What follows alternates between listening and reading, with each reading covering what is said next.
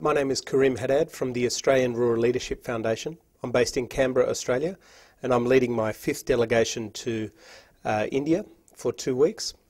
This time we've brought 32 people from all over rural Australia. These people are leaders in community, industry, government and education, and they've come to learn about leadership and about some of the challenges that both Australia and India share in their rural areas.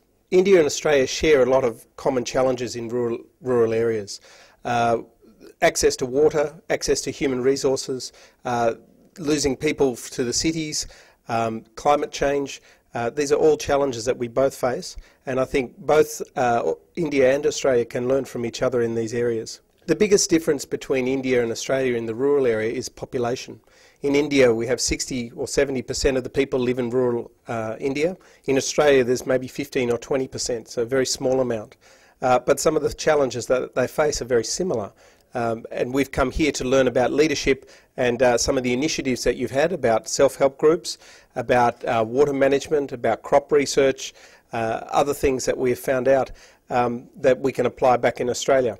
I think what we've got is we've seen up close the sophisticated leadership that you have in this country in dealing with very complex problems. If they were simple problems, they would have been solved many years ago.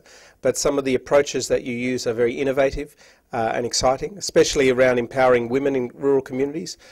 Some of the crop research stuff that you do is fantastic, and some of the management techniques that you're working on for getting the best productivity out of your land is very enlightening for us. Yeah, a lot of young people are moving to cities in Australia because of their opportunities for better employment, for better education, for better access to services, and they move to the cities, they start families there, and very few of them move back. In Australia the average age of a farmer is 55 years and it's increasing every year. So we're not getting that young generation coming back to take over the agriculture that we really need. Yeah, we've learned a lot.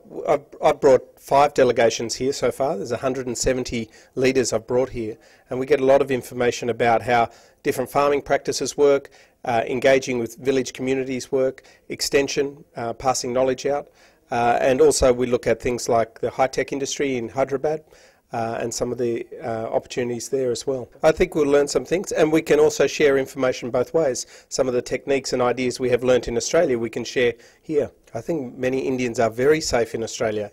I think a few people, it's spoiled it for everyone else. But there are very strong Indian communities in Australia, especially in rural Australia, and they are very successful and very happy there.